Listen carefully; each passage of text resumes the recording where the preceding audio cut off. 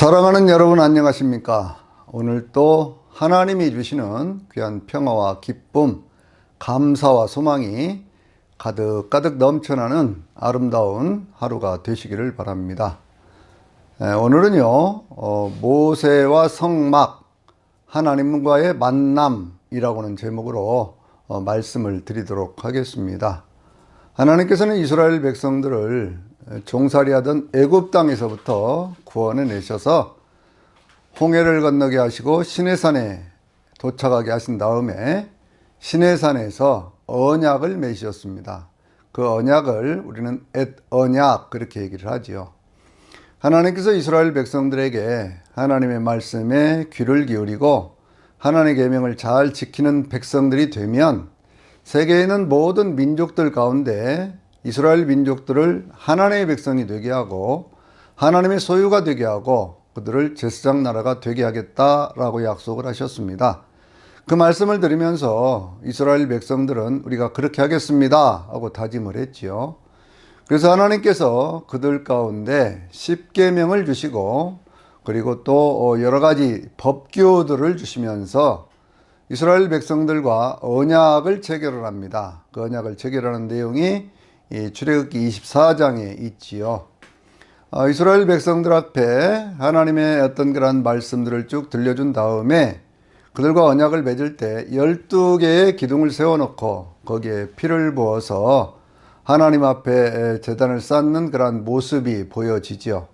그리고 이스라엘의 백성들을 향해서 피를 뿌려서 그 피를 뿌린 그 핏부림을 받은 그 속에서 하나님 앞에 그 언약식을 체결한 다음에 그 다음에 이제 70인의 그러한 그 장로들과 함께 모세가 시내산에 올라가지 않습니까? 아론과 두 아들 홈리와 비느하스를 데리고 그렇게 해서 이제 그 산에를 올라가지요.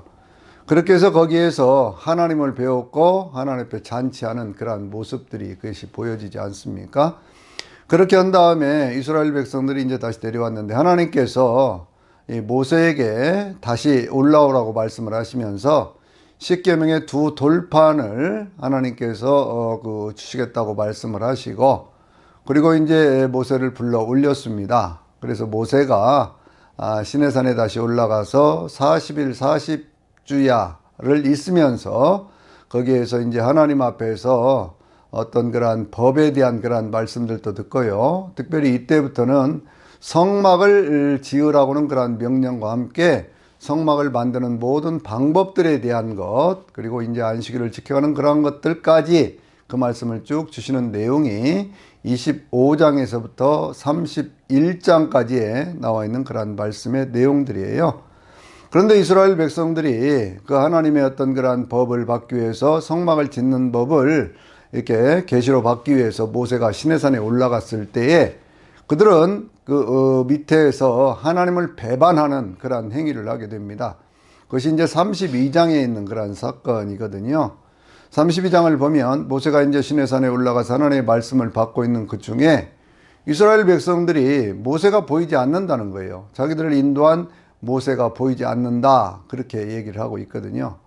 하나님은 이스라엘 백성들 가운데 25장 8절에 있는 말씀을 통해서 내가 그들과 함께 있을 그 성소, 내가 그들 가운데 있을 성소를 그들이 나를 위하여 만들게 하라 라고 말씀을 했는데 불행하게도요 모세가 보이지 않는 그 순간에 그들은 무엇을 하느냐 그러면 32장 8절에 있는 그런 말씀을 보면은요 자기들을 위해서 금송아지를 만들어 놓고 그 앞에 예배하는 그러한 모습들을 보여줍니다.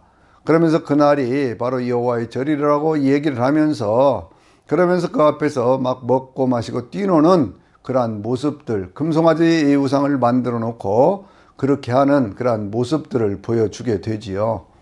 이것은요 하나님과 맺었던 그 계약을 전적으로 그들이 그것을 무시하고 그것을 깨트리는 그러한 행위 아닙니까? 하나님께 십계명으로 주셨던 맨 처음에 있던 그러한 말씀이 뭐예요? 나 외에 다른 신을 섬기지 말라고 하는 것이고 또 우상을 만들지 말라고 하는 것이고 하나님의 이름을 망령되이 일컫지 말라라고 하는 것이잖아요. 그런데 그 모든 그러한 계명들을 그들은 지금 깨트리고 있는 겁니다. 하나님을 섬기는 것이 아니라 금송아지를 만들어서, 금송아지는 애굽에 있는 그러한 신 가운데 풍요와 어떤 그러한 능력 이런 것들을 상징하는 신의 모습이거든요. 근데 그것을 우상으로 만들어 놓고 그 앞에서 하나님의 어떤 이름을 불러가면서 이게 바로 이것이 하나님이다고 하면서 여호와다 그러면서 막 그 앞에서 그렇게 우상을 섬기는 그러한 모습을 보여주고 있는 거예요. 그러니까 전적으로 하나님과 계약을 맺은 지 한 40일밖에 되지 않았는데 그러한 기간이 지나면서 하나님과 맺었던 모든 계약들을 파기해버리는 이스라엘 백성들을 보게 되어집니다. 하나님이 화가 나셔서 모세에게 말씀하기를 저들이 부패하여 나와의 계약을 깼다. 그러니 내가 저들을 다 쓸어버리고 그러고는 이제 너와 새로운 어떤 그런 계약을 맺어야 되겠다라고 그렇게 말씀을 하지요. 모세가 하나님 앞에 하나님 그렇게 하시면 안 되지 않습니까? 실컷 이 백성들을 불러내가지고 그럼 하나님께서 이 백성들을 이렇게 죽인 것밖에는 되지 않습니까? 내가 가서 형편을 살펴보고 그 문제를 해결하고 오겠습니다. 라고 얘기를 하지요.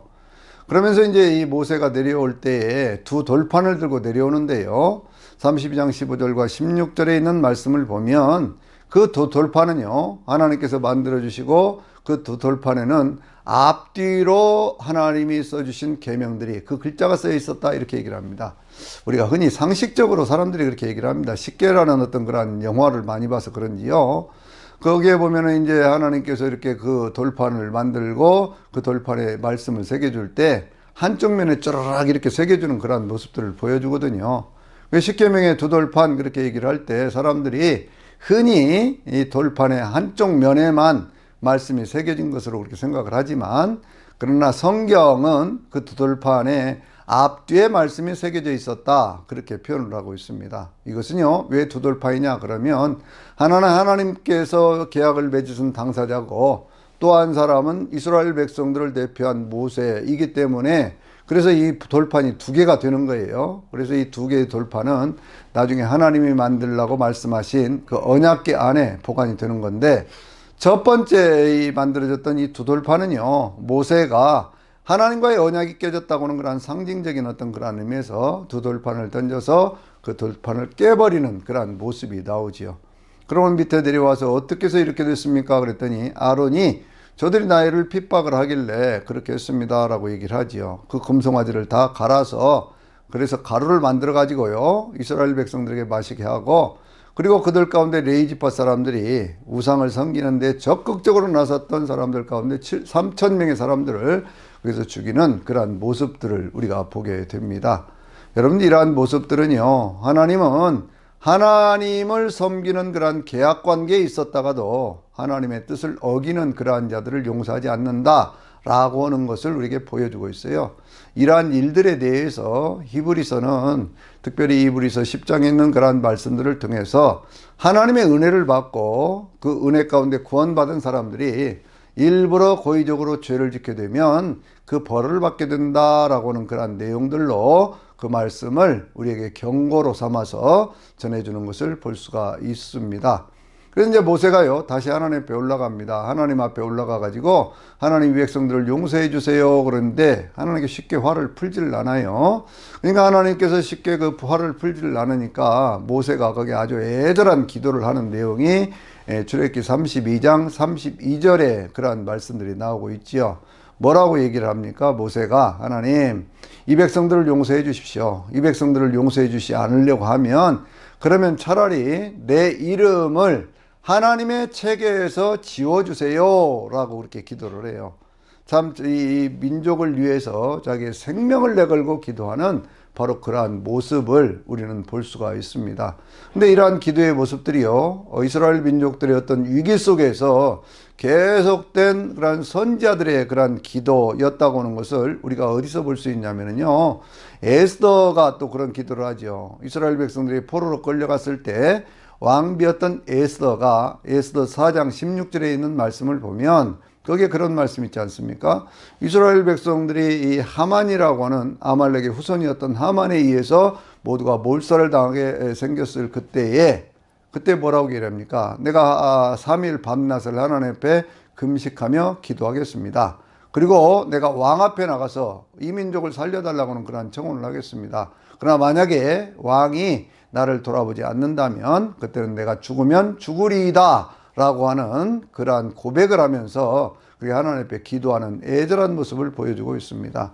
다니엘도 그런 기도를 하지요. 다니엘도 그런 기도를 할 때 뭐라고 기도를 합니까? 9장 19절에 있는 말씀을 보면 주여 용서하여 주시옵소서, 주여 들어주시옵소서, 주여 들으시고 행하여 주시옵소서 라고 그렇게 기도를 하는 것을 볼 수가 있어요. 그래서 이제 우리가 이 다니엘의 기도를 주여 삼창의 기도의 어떤 모범으로 삼는데, 그것은 다니엘이 예레미야 25장에 있는 말씀들을 읽다가 이스라엘 백성들이 70년이 지나면 돌아가게 되리라 라고 하는 것을 깨달았습니다. 그러면서 하나님 앞에 주여 들으소서, 주여 용서하소서, 주여 들으시고 행하여 주시옵소서 라고 하는 그러한 간절한 그러한 기도를 통해서 이스라엘 민족들의 구원의 문제를 이야기하고 있는 것을 볼 수가 있지요. 예수님도 이런 기도를 하십니다. 어디서 그런 기도를 하십니까? 십자가에서 그런 기도를 하시죠. 그때는 이제 이스라엘 백성들을 한 민족을 위한 그런 기도가 아니라 하나님 앞에서 모든 인류를 위해서 십자가에서 구원의 기도를 하실 때 아버지 저들을 용서해 주시옵소서, 아버지 저들이 지금 자기들이 무슨 일을 하는지를 알지 못합니다. 그렇게 기도하시던 그 예수님의 기도가 생각나지 않습니까? 사도 바울은 교회를 세워가면서 이스라엘 민족의 구원 문제로 굉장히 마음 아파했습니다. 그래서 이제 로마서 9장, 10장, 11장에 있는 말씀을 보면 이스라엘 민족들의 구원의 문제를 얘기를 하면서 그 구원에 대한 얘기를 할 때 마치 모세와 같은 그러한 심정으로 그렇게 기도하는 그러한 모습을 볼 수가 있어요.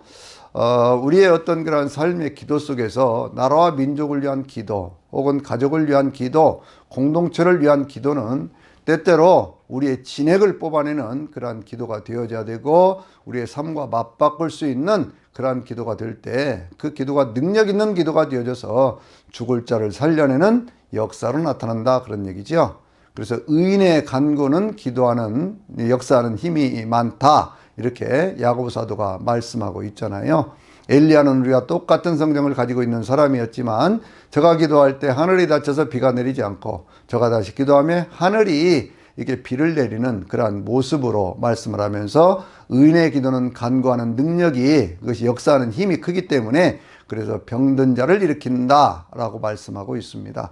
어쨌든지 간에요, 그러한 모세의 기도를 통해서 이스라엘 민족들의 살 길을 열어가는 그러한 모습을 보여주는데, 그때 이제 하나님께서 33장으로 넘어와서 보면 하나님께서 말씀을 하시기를요, 내가 너희를 가나안 땅으로 인도해 가겠다, 그러나 내가 너희와 함께 가지는 않겠다, 그렇게 말씀을 하셔요. 그러니까 이제 모세가 또 하나님 앞에 기도를 합니다. 15절과 16절에 있는 말씀은 하나님이 함께 가시지 않는다면 우리에게 무슨 의미가 있겠습니까? 가나안 땅에 가실 때 우리 함께 가셔야 됩니다 라고 기도를 하니까 하나님께서 내가 너희와 친히 함께 가겠다, 내가 너희를 편히 쉬게 하겠다 라고 말씀하시는 그러한 내용을 볼 수가 있지요. 우리는 여기에서도 깊은 어떤 그런 영적인 교훈을 얻게 됩니다. 그것은 뭐냐면요, 우리가 살아가는 그런 모든 삶에 있어서 삶의 목적지가 어딜까요? 그건 가나안이라고 하는 것이죠. 풍요롭고 번성하고 모든 것들이 다 갖추어져 있는 그러한 곳으로 가기를 원합니다. 그러나 바로 그 자리에 하나님이 함께 하시지 않는다면 그것은 아무런 의미가 없다, 그것을 모세는 이야기하고 있는 거예요. 그것이 아무리 풍요롭고 그것이 무슨 성공이고 그것이 무슨 번성이고 그렇게 된다고 할지라도 거기에 하나님이 함께 하시지 않는다면 그것은 아무런 의미가 없는 것입니다. 그러니 주님이 함께 가셔야 됩니다 라고 말씀을 하는 거예요. 하나님께서 그 모세의 기도를 들으시면서 내가 친히 너와 함께 하겠다 라고 말씀을 하시죠. 이 성막이라고 하는 것은 그래서 하나님이 이스라엘 백성들과 함께 하시는 장소라고 하는 것을 우리에게 말씀하고 있는 거거든요. 모세가 거기에서 하나님을 배웠고 하나님과 대화를 하면서 이렇게 지내다 보니까 그 얼굴에서부터요 광채가 나기를 시작을 합니다. 모세가 40일이 지난 다음에 40일 동안 먹지도 마시지도 않았는데 그가 어떤 그런 굶주린 그러한 모습이 아니라 오히려 하나님의 영으로 충만해서 그렇게 해서 하나님의 은혜의 사람이 되어지고 그 얼굴에서 광채가 나는 그러한 모습으로 바꾸어지게 되는 것이죠. 여러분들 마음이 청결한 사람은 복이 있나이다, 제가 하나님을 본다고 했습니다. 모세의 마음에는요, 오로지 하나님을 향한 그러한 마음이 있었고, 그 마음 속에 하나님의 말씀이 들렸고, 그래서 하나님과 함께 동행하는 사람이 되었던 것이죠. 그래서 이 모세의 삶이 위대한 것은 그의 삶에 날마다 청결한 마음, 죄와는 상관없이 거룩한 그러한 마음이 되었기 때문에, 그래서 그는 하나님을 만나는 그러한 위대한 하나님의 사람이 되었던 것입니다. 이제 이 모세가 성막을 지어가는 그러한 과정들을 우리가 볼 수가 있는데요. 특별히 성막을 만들라라고 말씀하셨던, 내가 그들 가운데 거할 성소를 만들라, 그렇게 하나님께서 말씀을 하셨던 바로 그 자리, 그것을 만드는 그러한 방법에 대해서 성경은 이 출애굽기 25장에서부터 31장까지에서 말씀을 하고, 다시 35장에서부터는요 그것을 만들어 가는 그러한 과정들을 얘기를 하는데, 거기에 이제 일꾼으로 쓰였던 그러한 사람이 부사렐, 오홀리압, 그리고 하나님의 성령에 감동된 사람들, 이렇게 얘기를 하거든요. 근데 이제 부사렐이라고 하는 사람에 대한 얘기를 할 때 뭐라고 얘기를 하냐면, 이 사람은 훌의 손자죠. 훌의 손자라고 하는 것은 모세와 함께 아말렉과의 싸움이 출애굽기 17장에서 일어났을 때, 그때 모세의 손을 쳐들고 기도하던 아론과 함께 기도하던 그런 훌이라고 하는 사람이잖아요. 그 사람의 손자인데 31장 1절과 2절 이렇게 있는 말씀들을 보면은요, 하나님의 영으로 그를 충만하게 하셨다 그랬어요. 하나님께서 그를 하나님의 영으로 충만하게 하셨다. 그랬더니 그에게 뭐가 생겼습니까? 지혜가 생기고요, 총명이 있고, 그리고 지식이 있고요, 그리고 그가 여러 가지 많은 것들을 만들어낼 수 있는 그러한 재능, 재주가 생겼다, 그렇게 말씀하고 있거든요. 여러분, 하나님의 영을 받았다라고 하는 것은 무슨 의미가 있느냐, 그거예요. 하나님의 영으로 충만하다고 하는 것은 바로 그것은 지혜가 있는 거예요. 위스덤이라고 하는 그러한 단어는요, 세상의 모든 것들을 넓게 보는 겁니다. 호크마라고 하는 그러한 단어는 그것은 하나님을 아는 것이 모든 지혜와 지식의 근본인데, 하나님의 관점에서 모든 것들을 바라보고 평가하고 그렇게 할 수 있는 그것이 바로 지혜라고 하는 것이죠. 그러면 총명은 뭐냐? 그러면 총명이라는 단어를 understanding 그렇게 얘기를 하는데요, 무엇인가를 이해해낼 수 있는 능력입니다. 3월을 보면 아하, 이런 것은 어떤 것이구나 하는 것을 이해할 수 있는 그런 능력이에요. 지식은요, 그것은 무엇을 분별해낼 수 있는 knowledge라고 하는, 그것을 이렇게 분별하고 그것을 이제 어떻게 되어졌는가, 그런 것들을 이렇게 분별해낼 수 있는 그러한 것들이 지식이지요. 그 지식만 있으면 되는 것이 아닙니다. 그 다음에는 재능이 있어서 무언가를 만들어낼 수 있는 그러한 능력도 있어야 되는 것이거든요.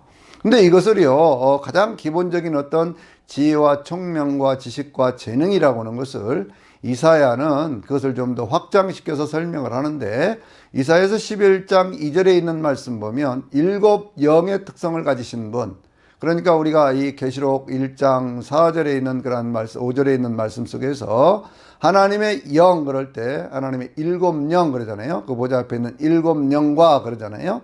일곱 영의 특성을 얘기를 할 때요, 뭐라고 이사야는 얘기를 하고 있냐면, 하나님의 영, 지혜와 총명의 신이요, 모략과 재능의 신이요, 지식과 여호와 하나님을 경외하게 하는 신이다, 이렇게 말씀하고 있어요. 7가지로 말씀을 하고 있거든요.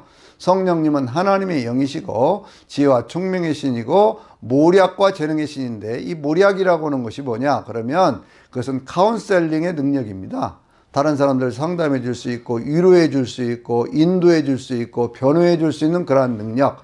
그래서 우리는 성령님을 보혜사 성령 그렇게 얘기를 하잖아요. 바로 내 옆에 계시는 파라클레이토스, 내 옆에서 내 삶을 함께 이끌어 가시면서 위로해 주시고 인도해 주시고 변호해 주시고 가르쳐 주시는 그러한 분이 바로 상담의 능력 있는 모략의 하나님, 바로 성령님이다, 그 말씀이죠.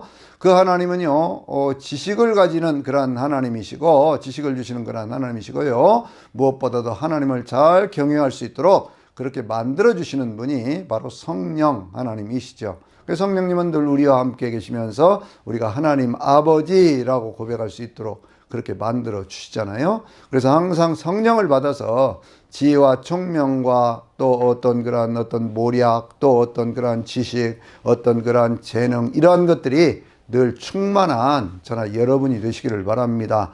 자녀들을 위해서 기도해 줄 때도요, 반드시 이러한 내용으로 성령의 충만함을 입어라 라고 늘 기도해 주는 그러한 부모들이 그렇게 되시기를 바랍니다.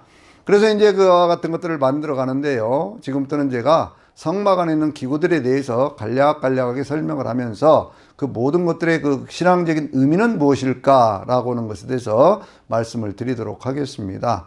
왜냐고 하면요, 이 성막이라고 하는 것에 대해서 얘기를 하면서 신약 성경 히브리서 8장 5절에 있는 말씀에서는요, 그 모든 것들은 하늘에 있는 것들의 모형과 그림자다, 그렇게 말씀을 하고 있죠. 그러니까 이제 하늘에 있는 것들을 보면서 하나님께서 쭉 말씀해 주신 대로 모세가 만들어가기 시작하는데, 그 만들어가는 그 모든 것들을 통해서 오늘 우리는 옛 언약의 사람들이 아니라 새 언약의 사람들이기 때문에 그 안에 있는 신앙적인 의미를 잘 새겨서 오늘 우리의 신앙생활에 크게 도움을 받는, 인도함을 받는, 교훈을 얻는 바로 그러한 것이 되면 좋다, 그런 말씀이에요. 그것은 다 없어졌으니까 필요 없다가 아니라 그 모든 것들이 예수 그리스도를 가리키고 있는 모습이기 때문에 예수 그리스도를 만나러 가는 그러한 그 과정, 하나님을 만나는 장소, 바로 그것이 회막이고 성막이기 때문에 바로 그곳에서 불기둥과 구름기둥으로 인도해 가시는 하나님의 은혜를 신앙의 어떤 그런 교훈 속에서 받으면 가장 좋다, 그 말씀이에요. 자, 이 성막의 어떤 그런 크기를 보면은요, 가장 바깥에 포장이 있는데, 이 포장이라고 하는 것은 전체 길이가 얼마냐 그러면 길이가 100규빗, 넓이가 50규빗이에요. 그러니까 100규빗, 50규빗이라고 하는 것은 얼만큼이냐 그러면 우리 미터 단위로 환산을 해보면요, 1규빗을 50cm로 생각을 하면 50m, 25m 정도 되는 거예요. 그걸 제가 평수로 한번 환산을 해봤습니다. 3.3. 우리는 아마 한국 사람들은 평수가 이게 쉽게 오니까요. 그래서 그걸 계산을 해봤더니 얼만큼이냐 그러면 387평 정도 돼요. 그러니까 논으로 얘기를 하면 두마지기 정도 되는 그런 면적의 것이 만들어지는데, 그것을 이제 쭉 세마포로 만들고 기둥들을 쭉 세워서 그것을 만들어 가거든요. 그런데 그 높이는 얼마냐? 5규빗이에요. 5규빗이니까 얼마일까요? 그것은 2.5m 정도 되는 것이죠. 그리고 그 문은요, 양쪽으로 이제 7.5m씩 되어 있고 가운데가 10m 되는 그러한 문이 그 가운데에 있거든요. 그러니까 이제 그 전체가 25m, 22.5m 정도니까 7.5m, 7.5m, 가운데 문이 10m 이렇게 되어 있거든요. 그러니까 이 문이 굉장히 넓은 문 아닙니까? 그러니까 이것은 오직 그 문은 그리고 하나밖에 없어요. 그러니까 그 문을 통해서 들어간다라고 하는 것은 우리의 구원이라고 하는 것이 오직 예수 그리스도를 통해서만 들어가는 것이다 라고 하는 것이고, 그 문에서 하나님은 이스라엘 백성들을 만나 주시겠다, 이렇게 말씀을 하셨어요. 그것이 이제 높이가 2.5m이기 때문에 그 안에가 잘 보이질 않는데 오직 보이는 것이 있습니다. 그것은 뭐가 보이냐 그러면 그 안에 있는 성막이 보여요. 성막. 그 성막은요, 전체 크기가 얼만큼이냐 그러면 그것이 30규빗, 그 다음에 10규빗, 그리고 높이가 10규빗 그러거든요. 그러니까 전체의 어떤 그런 면적으로 보면 얼만큼 될까요? 그것이 이쪽으로 보면 15m, 저쪽으로 보면 5m 정도 되지 않습니까? 그리고 높이가 5m예요. 그래서 이것도 평수로 생각을 해보면요, 전체가 한 22평 정도 되는 그런 집이에요. 22평. 그럼 지성소는 얼만큼일까요? 7평. 그리고 성소라고 하는 것이 15평, 이런 정도가 되는 것이거든요. 우리가 이 성막에 대한 것들을 생각을 하면서 그것을 하도 성막 그러니까 굉장히 크고 거창한 것처럼 그렇게 생각을 하지만 사실은 그것은요, 그렇게 큰 것이 아니에요. 그런데 그렇게 큰 것이 아닌데 여러분 생각해 보세요. 하나님의 지성소 언약궤가 있는 바로 그 자리가 그것이 7평짜리다 라고 생각을 해보면, 하나님께서 이 천지 모든 만물을 창조하신 하나님께서 그 7평 되는 그 공간에 계시겠습니까? 그렇기 때문에 그것을 뭐라고 얘기를 해요? 시은 자, 은혜 보자, 그렇게 얘기를 하는 것이죠. 그것은 하나님을 만나는 어떤 그러한 장소의 상징성을 가지고 있다, 그 말이에요. 그 하나님의 그 은혜를 받는 그 상징성을 가지고 있는 바로 그것이 바로 오늘 우리에게는 무엇이 되어지는 것일까요? 그것은 우리의 영 안에서 우리가 성령님을 모시고 사는 성전된 우리의 모습 속에서 우리는 그것을 발견해야 되는 것입니다.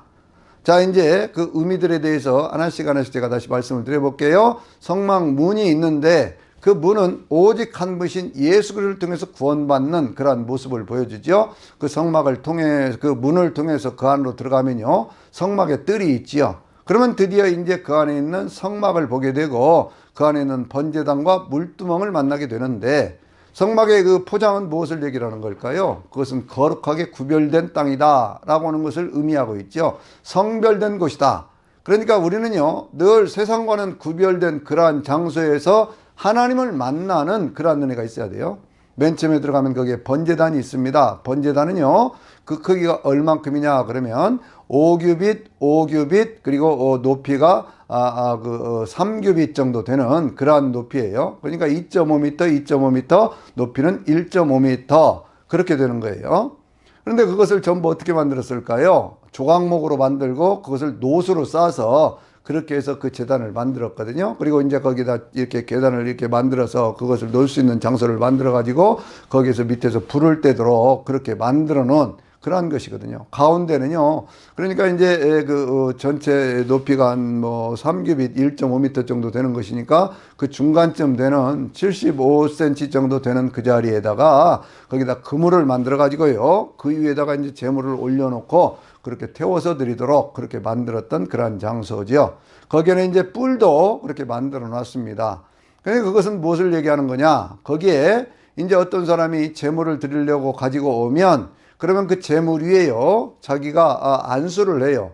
자기 안에 있는 모든 죄의 문제, 자기의 어떤 소원, 이런 것들을 다 담아서 그렇게 해서 하면, 그리고는 그 재물을 누가 잡을까요? 그것은 재물을 가지고 온 사람이 잡습니다. 제사장이 잡는 거 아니에요. 거기서 이제 재물을 가져온 사람이 그걸 잡아가지고, 그렇게 해서 제사장들에게 주면, 제사장들이 그것을 이제 각을 뜨고, 또 그걸 토막을 내기도 하고, 뭐 이렇게 저렇게 정리를 해서, 그 안에 있는 똥이라든지 뭐 이런 것들이 있으면 전부 진 밖으로 가져다가 내버리고 거기서 태워버리고 그 안에 있는 모든 것들을 번제단 위에 올려서 불을 붙여서 그것을 태워서 하나님 앞에 드리는 그러한 제사가 번제라고 하는 거예요. 그러한 제사들을 통해서요, 이스라엘 백성들은 5가지 제사를 드렸는데 그것이 번제, 소제, 그 다음에 그 화목제, 그 다음에 속죄제, 속건제에 5가지 제사를 드렸습니다. 앞에 3가지는요, 하나님과의 관계가 좋았을 때 하나님과 화목한 그런 관계 속에서 하나님 앞에 자기를 헌신하는 것, 하나님 앞에 감사하는 것, 하나님과의 좋은 관계를 유지해 가기 위해서 드리는 어떤 그러한 것들이에요. 그러나 속죄제와 속건제는 인생에 있는 죄의 문제를 해결해 가는 것이거든요. 그래서 속죄제는 하나님과의 직접적인 어떤 그러한 관계 속에서의 죄의 문제, 속건제는 하나님 앞에 드렸던 성물이라든지 혹은 다른 사람에게 피해를 입혔을 때 거기에 대한 문제들을 해결하기 위해서 드리는 제사가 속건제라고 하는 거예요. 제사의 어떤 그런 방법에는요, 4가지가 있었는데 불로 태워서 드리는 소의 화제, 그리고 이것을 들어서 이렇게 흔드는 그러한 요제라는 것이 있고요. 이것을 이렇게 쳐들어서 그렇게 드리는 거제라고 하는 것이 있고요. 또 포도주에 그 붓을 부어서 드리는 전제라고 하는 것이 있었어요. 그래서 이제 5가지 제사법의 4가지 어떤 제사의 방법을 통해서 하나님 앞에 제단을 쌓는 그러한 모습을 통해서 이스라엘 백성들은 자기들의 어떤 죄의 문제를 해결을 하고 그리고 또 자기들의 마음의 소원을 아뢰면서 하나님 앞에 나아가는 그런 첫걸음, 바로 그것이 번제단이라고 하는 겁니다. 번제단에 나아가서 하나님 앞에 제단을 쌓으면서 하나님 내 인생의 죄를 용서해 주십시오라고 하는 그러한 기도, 또 인생의 모든 고통에서부터 벗어날 수 있게 해달라고 하는 그러한 기도, 뭐 이런 기도들이 그 앞에서 있었던 바로 그 장소가 번제단이라고 하는 것이죠. 번제단에서 가장 우리가 깊이 생각해야 될 것은 죄의 문제를 해결하는 장소다라고 하는 그것을 우리가 늘 생각하면 됩니다. 그 다음에 만나는 것이 뭐냐면 물두멍이라고 하는 것인데요. 이 물두멍이라고 하는 것은 무엇으로 만들었느냐 그러면 회막에서 수종드는 그러한 여인들이 가지고 있던 노수로 만들었다, 그렇게 얘기를 하고 있어요. 하나님 앞에 드리는 그러한 품목들의 쭉 모습을 보면요, 금이 있고 은이 있고 그 다음에 노시 있고 보석이 있고 또 뭐 청색, 자색, 홍색, 가늘게꼰, 배실 같은 것들이 있고 조각목이 있고 여러 가지 뭐 그런 것들이 다 있었거든요. 그런데 그 가운데 특별히 이 놋은 모든 사람들이 함께 드린 그러한 놋이 아니라 회막문, 그러니까 이 회막에서 성막에서 그 여러 가지 일들을 돕던 그러한 여인들이 드린 그러한 것이라는 그 말씀이에요. 자기들이 가졌던 가장 소중한 것들, 그 여인들에게 있어서 거울이라는 것이 얼마나 소중한 것입니까? 그런데 그 소중한 것들을 드려서 하나님 앞에 성결하게 드리고 그것이 쓰임받기를 원하던 그러한 여인들의 아름다운 헌신이 그 가운데 보여지지 않습니까? 그 물두멍에는 물을 담아 넣는데 그 크기가 얼마인지에 대해서는요, 정확하게 기록으로 나와 있지를 않습니다. 그런데 이 물두멍에 어떤 용도로 쓰여지느냐? 그러면 그들이, 이 제사장들이 제물을 드리고 이렇게 하고 난 다음에 성소 안으로 들어가야 되잖아요. 그럴 때 이제 그들이 손을 씻는 그러한 장소인데, 손을 씻을 때 어떻게 씻었을까요? 그 물두멍 안에 직접 손을 넣지를 않고요. 그리고 그 물을 떠서 이렇게 씻었다, 이렇게 보아지는 것은 뭐냐면, 자, 생각해 보세요. 거기에 직접 어떤 사람이 손을 씻었다고 그럽시다. 물이 더러워졌을 거 아닙니까? 그럼 그 다음에 그 손을 거기에도 또 씻는 사람은 그 사람이 오염된 그 물을 가지고 성결하지 못한 모습으로 그렇게 씻어내는 거 아니겠어요? 그래서 물을 떠서 씻었다라고 하는 것을 우리가 볼 수 있어요. 이것은 뭘 얘기를 하니까 성결이라고 하는 것이죠. 우리가 하나님의 말씀으로도 이 얘기를 하지만 우리의 삶의 성결함을 통해서 하나님 앞에 더 깊이 나아갈 수 있다라고 하는 것을 우리에게 보여주는 것입니다. 387평 정도 되는 그러한 회막 안에 성소와 지성소라고 하는 이제 드디어 성막이 있는데, 그것이 22평 정도 된다고 그랬잖아요. 앞에 있는 것이 15평, 뒤에 있는 것이 7평 정도 되는 것인데, 앞에 있는 것을 우리가 성소라고 얘기를 하고 뒤에 있는 것을 지성소, 우리가 그렇게 얘기를 하거든요. 성소 안으로 들어갈 때요, 성소는 뭘로 만들었느냐 그러면 이제 이 조각목 널판을 가지고 쭉 만들어 가는데요, 이 조각목 널판을 전부 무엇으로 만들었을까요? 그것을 금으로 싸서 그렇게 만들었습니다. 금으로 싸서 만들고 그것을 이제 포장을 줄 때는요, 4가지 포장을 쳤는데, 그것이 어떤 포장을 쳤느냐 그러면 맨 안쪽에는요, 청색, 자색, 홍색과 가늘게꾼 배실로 만든 것으로 그 포장을 쳤어요. 그것이 28규빗 정도 된다, 그렇게 얘기를 하고 있으니까요. 가운데 전체가 10규빗 아닙니까? 양쪽으로 내리면 9규빗씩 내려서 전체 높이가 한 5m 정도 되니까 한 4.5m쯤 밑으로 내려가지고 그렇게 덮고 내려서 그렇게 만들고, 거기에 고리를 쭉 만들어가지고 그 고리를 통해서 그것들이 고정될 수 있도록 그렇게 만들어 갔습니다. 그리고 이제 앞에 들어가는 문도 뭘로 만들었느냐 그러면 그것도 청색, 자색, 홍색, 가늘게꾼 배실로 만들어서 거기에 그룹들을 수놓아 놓는 그러한 모습들이 보여지고 있지요. 청색, 자색, 홍색, 가늘게꾼 배실이라고 하는 것은 어떤 의미가 있을까요? 청색은 바로 하늘색이죠. 그게 하늘의 색, 하늘로부터 오신 예수 그리스도, 또 홍색은 피 흘리신 예수 그리스도, 자색은 왕권을 가신 예수 그리스도, 그리고 그 가늘게꾼 배실이라고 하는 것은 하얀색이거든요. 그러니까 성결하신 예수 그리스도, 그 예수 그리스도의 모습이 그 가운데 담겨져 있다, 이렇게 말씀드릴 수가 있는 거예요. 그 다음에 덮는 것이 염소의 털로 짠 그런 포장을 하나 더 덮었고요. 그 위에는 이 붉은색으로 염색을 한 그러한 양의 어떤 그러한 뭘까요? 양의 가죽으로, 붉은색으로 물들인 양의 가죽으로 된 그러한 포장이 있고, 맨 바깥에는 뭐가 있느냐? 해달의 가죽으로 그렇게 했어요. 해달의 가죽이라고 하는 것은 뭐냐면, 해달은 우리가 흔히 얘기하고 있는 그러한 물개의 그런 가죽인데요, 그러한 가죽으로 겉을 덮어놨기 때문에 아주 그냥 겉에서 보면 새카만 그러한 모습이죠. 그런데 그 안으로 들어가면 뭐가 있습니까? 아주 휘황찬란한 금으로 가득 차 있는 그러한 모습을 우리에게 보여주지 않습니까? 이것은 조각목으로 옆에 쭉 그 널판들을 짰던 그러한 모습하고도 같은 것인데요, 그것은 우리 인생이라는 것도 역시 마찬가지예요. 우리 인생도 우리가 볼 때 우리가 별로 쓸만한 것이 무엇이 얼마나 있습니까? 그런데 하나님께서는 우리를 그 안에 금 같은 어떤 그러한 믿음을 주시고, 그렇게 하심으로 해서 우리의 삶을 이렇게 들어 쓰고 있는 것 아니겠어요? 그래서 조각목 같은 내 인생에 금으로 씌워주시는 믿음이라고는 그 금으로 씌워주셔서 하나님의 것으로 쓰게 하시는 그런 하나님의 은혜에 대해서 늘 감사할 수 있는 저나 여러분이 되시기를 바랍니다. 거기에 들어가서 보면요, 이제 떡상이 있고, 그 다음에 이제 등대가 있고요, 그리고 가운데는 분향단이 있는데, 이 떡상은 어떻게 되느냐? 그건 북쪽에 있는 거거든요. 북쪽, 방향으로 보면 북쪽이에요. 북쪽에 있는데, 그것의 전체적인 크기는 얼만큼이냐면, 길이는 2규빗, 그리고 옆으로는 1규빗, 그리고 높이는 1.5규빗입니다. 그러니까 전체 길이로 보면 얼만큼 될까요? 1m, 그 다음에 50cm, 그 밑으로는 75cm 정도 되는 그러한 것들이 있고, 그 턱은요, 전부 뭘로 되어 있느냐? 금으로 전체가 이제 금으로, 조각목으로 짜서 금으로 만들어 놨는데, 그 턱은 손바닥 넓이만큼 해서 쫙 돌려놓고 그렇게 된 것을 볼 수가 있어요. 거기에 떡을 만듭니다. 떡을 만드는데 어떻게 만드는가 하면요, 고운 가루로 만들어라 그랬어요. 이것은 우리가 흔히 뭘 얘기를 합니까? 하나님의 말씀을 상징하는 것으로 우리가 얘기하고 있잖아요. 하나님의 말씀은 항상 고운 가루라고 그랬으니 그것은 늘 먹어서 소화가 잘 될 수 있도록 그렇게 만들어야 되고요. 그것은 늘 뭘로 반죽을 하느냐? 물로 반죽하는 것이 아니고 기름으로 반죽하도록 그렇게 되어 있거든요. 그렇게 아주 번철에 구워라 그랬습니다. 앞뒤가 골고루 익도록 해라 그랬어요. 그러니까 늘 하나님의 말씀이라고 하는 것은 그것은 설익은 것을 주면 안 되는 거예요.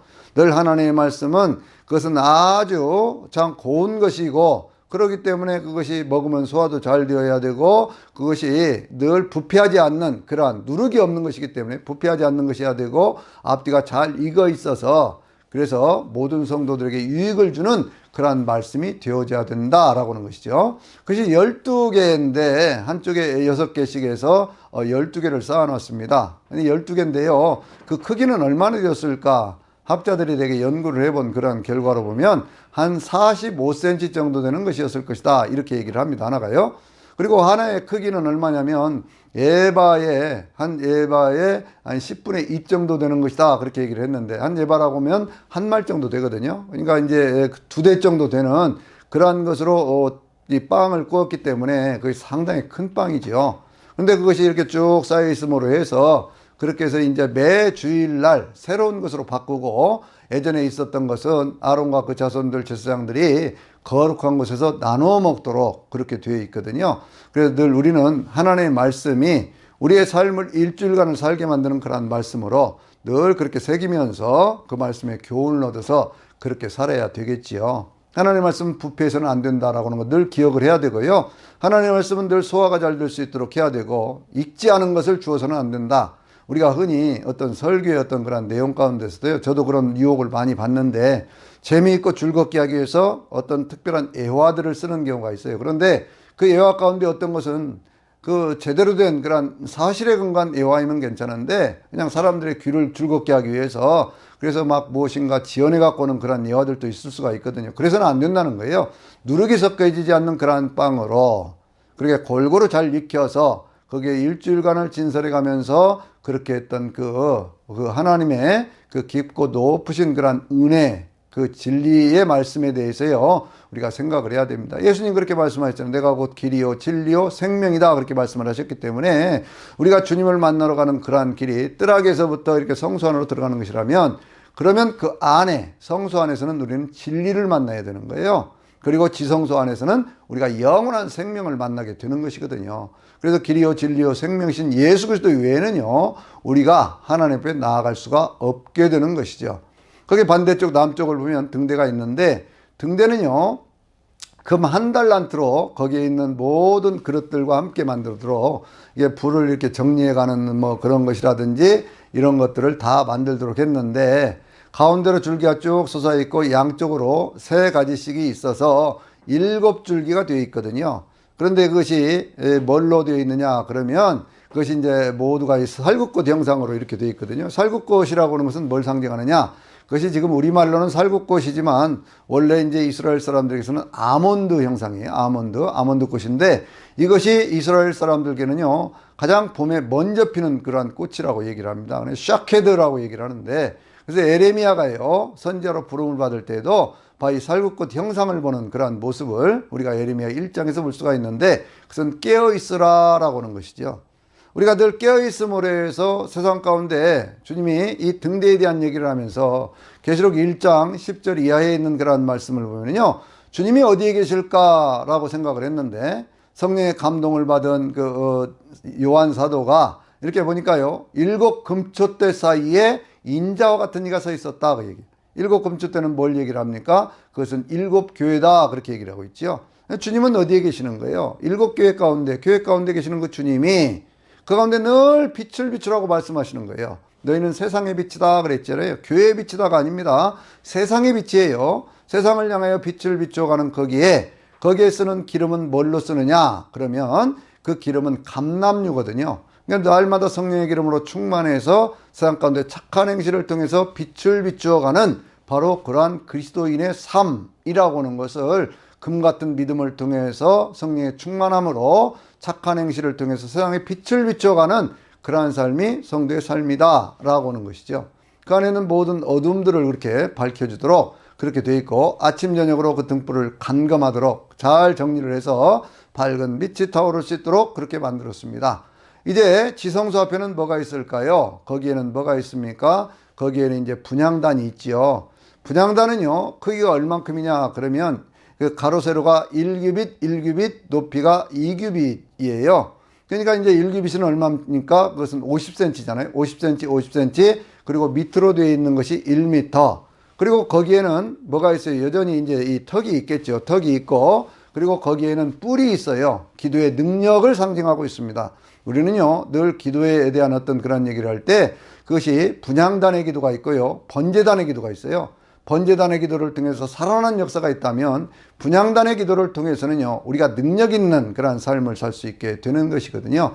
분향단은 기도를 상징하고 있는 것인데, 거기에는 하나님께서 향을 만들 때 5가지 향을 만들어라, 5가지를 섞어서 만들어라 그랬어요. 소합향, 나감향, 그 다음에 풍자향, 유향, 그리고 소금을 섞어서 그렇게 얘기를 했거든요.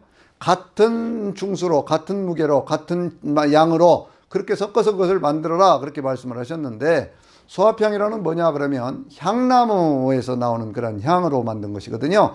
그러니까 향, 저절로 나오는 향, 자원에서 드리는 그러한 그 마음의 그 간절함을 통해서 드리는 그러한 기도, 이렇게 본다고 하면 이 나감향이라고 하는 것은 조갯가루를 빻아서 만든 그러한 향이거든요. 그러니까 이것은 상한 심령의 기도예요. 자기 안에 어떤 속상한 문제가 있고 힘든 문제가 있고 그러면 그것을 자기 스스로 새기는 것이 아니라 우리는 하나님 앞에서 기도함으로 그걸 해결해 가는 겁니다. 풍자향은 무엇일까요? 그것은 고무나무에서 나오는 향인데, 이것은 인생의 모든 저주, 질병 이런 것들을 물리쳐 달라고 하나님 앞에 기도하는 것이죠. 그러한 기도, 유향은 뭘까요? 인생에 죽음의 문제가 있지 않습니까? 죽음을 넘어서서 부활 생명으로 살게 해달라고 하는 그러한 것이 바로 유향이 섞여져 있는 그러한 이유고요. 또 한 가지 거기에 소금이라고 하는 것은 하나님의 언약을 상징하고 있는 것이기 때문에 늘 우리는 기도할 때마다 하나님의 언약을 붙들고 그렇게 기도해야 됩니다. 그래서 늘 우리는요, 하나님 앞에 기도할 때 이 5가지를 늘 기억하고 하나님 앞에 기도를 해야 돼요. 하나님 앞에 자원하는 심령으로 내 인생에 있는 모든 문제들을 드러내놓고, 그리고 하나님 인생의 저주를 물리쳐 주시옵소서, 인생의 어떤 죽음을 넘어서 부활 생명으로 살게 하옵소서, 그리고 하나님의 언약을 이루어 주시옵소서 하는 거죠. 그래서 늘 우리는 기도할 때요, 최소한 8가지를 다시 한번 기억할 필요가 있는데, 그것은 뭐냐면 우리는 기도할 때마다 누구에게 기도합니까? 하나님 아버지 앞에 기도를 하는 겁니다. 하나님 앞에 기도하면서 먼저는 뭘 할까요?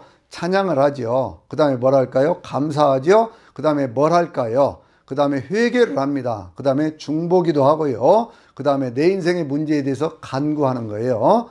그러고 나서 누구 이름으로 기도할까요? 예수 그리스도의 이름으로 기도합니다. 그리고 맨 마지막에 아멘으로 기도를 마치게 되잖아요. 그래서 제가 지금 금방 말씀드렸던 이 8가지, 하나님 앞에 기도하고, 그러면서 하나님 앞에 찬양하고 감사하고, 그 다음에 회개하고, 그 다음에 간구하고, 그 다음에 중보기도하고 간구하고, 그 다음에 예수님의 이름으로 아멘하는 이 8가지를 기억을 하면서 늘 하나님 앞에 아름다운 기도의 사람이 되어서 능력 있는 기도의 사람이 되시기를 바랍니다. 성막 안에 성소와 지성소를 가로막고 있는 그것을 우리가 휘장이라고 얘기를 하는데, 이 휘장이 쭉 갈라진 것이 있죠. 언제예요? 예수님께서 십자가를 지셨을 때 그때 휘장이 쫙 갈라지지 않습니까? 마태복음 27장 51절에 있는 말씀 보면 휘장이 위에서 아래로 찢어지는 그러한 모습을 볼 수가 있죠. 히브리서 10장 20절에는요, 그 말씀을 이렇게 설명을 하고 있습니다. 휘장은 예수 그리스도의 육체이고 그 육체 가운데 우리에게 새롭게 살 길을 열어주셨다라고 말씀하고 있어요. 그러니까 하나님을 직접 만날 수 있는 그런 은혜가 있는 거예요. 구약시대의 이 성막이 지어졌을 때는요, 하나님께서 이스라엘 백성들을 만나는 그러한 기본적인 상징적인 장소로서 그것을 만들어 주셨는데, 그런데 그 장소에 가장 깊은 곳 지성소에 들어가는 것은 1년에 한 번 7월 10일이 되었을 때요, 유대력으로 7월 10일입니다. 7월 10일이 되었을 때에 그때의 대속죄일이라고 하는 그날, 대제사장이요, 그 하루, 그날에 4번을 거기에 들어가면서 죄의 모든 문제들을 1년간 있는 그런 죄의 문제를 해결하고 유예시키는 그러한 의식을 하는 거거든요. 그래서 그걸 덮는 비 그렇게 얘기를 하는데요, 그 안으로 들어가서 보면 뭐가 있느냐 그러면 언약궤가 있거든요. 그런데 그 언약궤는 어떻게 되어 있느냐 그러면요, 전체 이 옆궤 길이가 2.5 규빗 정도 되고요. 그리고 이제 옆 길이가 1.5 규빗 정도 되고요. 그리고 아래쪽으로도 1.5 규빗 정도 되는 그러한 모습으로 그것이 만들어져 있거든요. 그러니까 이제 이러한 모습으로 이렇게 만들어져 있다고 하는 것은 그것이 큰 것이 아니라는 거예요. 그렇게 큰 것이 아니지 않습니까? 1.25m 그리고 75cm 정도 되는 것이라면 그것이 뭐 얼마나 그게 큰 것이 되겠습니까?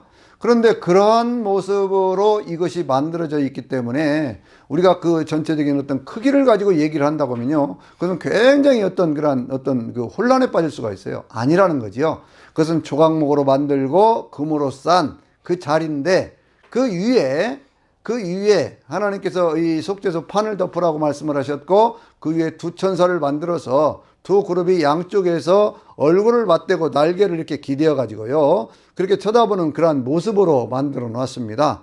그리고 그 안에 바로 그 날개 그늘 아래 그 판을 덮은 그 위에가 속죄소 시은자라고 하는 것이거든요. 우리가 성경에 있는 말씀 속에서 우리가 하나님의 은혜의 보좌 앞에 담대히 나아갈지니라 그랬잖아요. 하나님을 믿는 사람들은 하나님이 살아계신 것과 하나님이 자기를 찾는 자들에게 상 주시는 자임을 믿어야 할지니라 그랬잖아요. 바로 거기까지를 들어가는 겁니다. 거기에 들어가서 어떻게 그날 들어가느냐 그러면, 첫째는요, 분향단을 가지고 들어가서 그 안에다 향을 가득 채워요. 그 향을 가득 채워놓고 나면 그 향이 찬 그곳에 이제 뭘 가지고 들어가느냐 그러면, 피를 가지고 들어가서 먼저는 자기의 죄, 대제사장이 자기의 죄를 속하기 위해서 피를 뿌리고, 그 다음에는 누구의 죄를 속합니까? 백성들의 죄를 속하기 위해서 또 피를 뿌려요. 세 번 들어간 것이죠. 네 번째는 뭘 어떻게 하느냐 그러면, 다시 들어가서 그 분향단을 가지고 나와서 휘장 앞에다 다시 놓는 그러한 모습으로 그날의 행사가 끝나게 되어 있거든요. 그래서 거기에서 이루어지는 그것은 뭐냐? 모든 인생의 죄의 문제, 궁극적으로 인생을 구원하실 분, 영원한 생명을 주시는 분은 하나님이시라고 하는 것이고, 그것이 구약시대는 짐승의 피를 통해서 이루어졌지만 신약시대에는 예수 그리스도의 보혈을 통해서 이루어지는 것이다 라고 하는 것을, 그래서 우리는 왕같은 제사장이 되어서 직접 하나님 앞에 나아갈 수 있는 그러한 존재가 되었다라고 하는 것을 우리에게 보여주는 것입니다. 이게 성막의 어떤 그런 전체적인 구조거든요. 그래서 그것을 가장 간단하게 얘기를 해보면 이런 거예요. 하나님 앞에 나아갈 때 직접 자기가 들어가야 돼요. 다른 사람들이 그 문을 쳐들어주는 것 아닙니다. 자기가 제물을 가지고 들어가서 거기에서 하나님 앞에 번제단에 제물을 드리면서 소원을 아뢰기도 하고, 자기 인생의 어떤 죄의 문제, 일상적인 삶의 문제들에 대한 해답을 얻게 되는 거예요. 그러고는 이제 성결한 삶을 살겠다고는 그러한 다짐 속에서 이 물두멍을 거쳐서, 그러고는 이제 들어가는 곳이 어디라고요? 그것이 성소라는 거예요. 그 크기가 얼만큼이라고요? 한 15평 정도 되는 그러한 공간에 제사장들이 들어갑니다. 거기에 들어가서 날마다 이제 등불을 점검을 하고, 그래서 빛된 생활을 하고 있는지를 한번 생각해 보는 거예요. 거기에 떡상이 있기 때문에 그걸 보면서 날마다 살아계신 하나님의 말씀에 인도함을 받고 있는지를 한번 점검해 보는 겁니다. 그리고 그 가운데서 하나님 앞에 기도하는 것이죠. 그러니까 죄가 해결되어지고 성결한 삶을 살면서 빛된 생활을 하고 하나님의 말씀으로 인도함을 받는 사람은요, 반드시 기도의 제단에서 기도할 때 바로 능력 있는 기도의 사람이 되어지는 겁니다. 그것을 우리는 분향단의 기도, 그렇게 얘기를 하는 거예요. 그리고 분향단의 기도를 통해서 준비가 되어진 그러한 사람들은요, 가장 깊은 곳 시은자 앞에 들어가서, 그 당시에는 짐승의 피, 오늘날은 예수의 피를 통해서 성전된 우리의 몸을 통해서 하나님 앞에 영광을 돌리는 믿음의 삶을 살 수 있게 되어지는 것이죠. 한 가지만 더 말씀을 드릴게요. 거기에다가는요, 모든 기구에 관유라고 하는 것을 붓게 되어 있어요. 제사장들을 세울 때도 기름을 붓습니다. 그 기름을 부을 때 하나님께서 네 가지를 가지고 이렇게 쭉 만들도록 그렇게 만드셨거든요. 그 첫 번째는 뭐냐 그러면, 그것이 유향이라고 하는 거예요. 예수 그리스도의 십자가의 죽음을 상징하고 있는 것이고, 그 다음에 육계라고 하는 것이 있는데, 육계라고 하는 것은 속에 있는 것을 얘기하는 것이거든요. 속에 있는 거, 속에 있는 그 어떤 속사람, 그러니까 우리는 이 겉사람이 죽으면서 속사람의 능력으로 살아야 돼요. 그 다음에는 창포라고 하는 것이 있어요. 창포라고 하는 것은, 그것은 부활 생명을 상징하는 겁니다.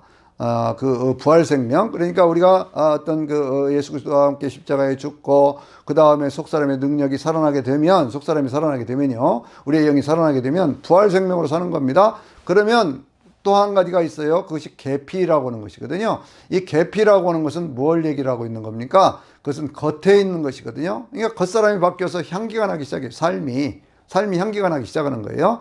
그래서 그 향기가 나는 삶 속에 뭐가 하나가 더 있어요? 그게 올리브유, 감람유가 하나 더 있어요. 그러니까 이 5가지가 이렇게 쭉 섞어져 가지고 관유라고 하는 것을 만들어서 이것을 이 성막에 있는 모든 기구들에 바르게 되어 있어요. 피를 뿌리고 그것을 발라야 거룩하게 되는 것이고, 제사장들을 세울 때에도 관유를 붓고 그렇게 하는 거예요. 그러니까 이 기름을 붓는다, 우리가 기름 부음을 받았다, 우리가 흔히 그렇게 얘기하지 않습니까? 이게 사무엘이 그 다윗에게 가서 기름을 부었다 할 때도요, 기름을 가지고 다니는 이렇게 뿔같이 된 그런 기름통이 있거든요. 그것을 가지고 가서 기름을 붓는 그런 의식을 하는 거예요. 그럼 기름 부음을 받았다라고 하는 것은 뭘 얘기한다고요? 옛사람은 죽어야 되는 것이고, 그리고 속사람이 살아나서 부활 생명으로 살아야 되는 것이고, 그리고 그 가운데서 겉으로 살아가는 모든 삶에 향기가 나야 돼요. 그리고 늘 성령의 인도함을 받는 그러한 삶을 살아라, 그런 얘기죠.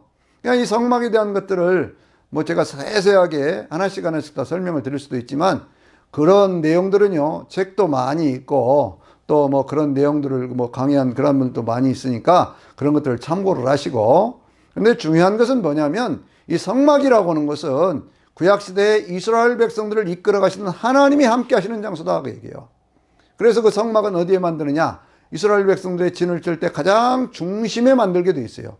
그 중심에 만들어서 그 중심에서 하나님을 만나는 그러한 은혜가, 그리고 그게 불기둥과 또 구름기둥 가운데 불이 있어서 그것이 밤이 되면 타오르고, 낮이 되면 그 구름기둥이, 밤이 되면 불기둥이 타오르면서 하나님이 늘 함께 하신다고 하는 그러한 증거를 보여주는 곳, 바로 그것이 성막이라고 하는 것이죠. 그런데 우리는 하나님을 만나는 자리가 있어야 돼요. 저나 여러분에게는 늘 하나님을 만나는 그러한 곳이 있어야 되는데, 그것이 오늘 저와 여러분에게 있어서는요, 우리의 영혼, 바로 우리의 지성소, 우리 몸 안에 있는 지성소, 우리의 영혼, 바로 그 자리에서 하나님을 만나고 성령의 기름 부음이 있어서 삶을 살아가는 데 있어서 늘 주님과 함께 동행하는 그러한 삶이 되어야 되는 것이거든요.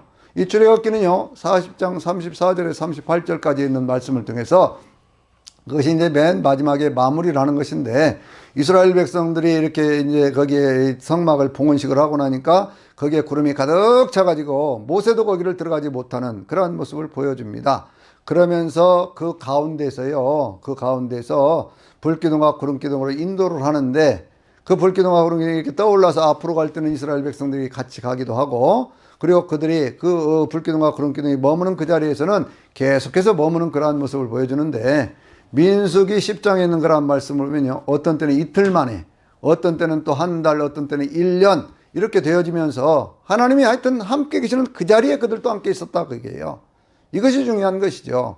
그러니까 여러분, 아무리 가나안이 좋고 세상의 모든 것들이 다 좋다고 하더라도 하나님이 없는 성공이라고 하는 것은 아무것도 아니다. 그것은 결국 멸망으로 가는 것이다 라는 걸 늘 우리는 기억해야 됩니다.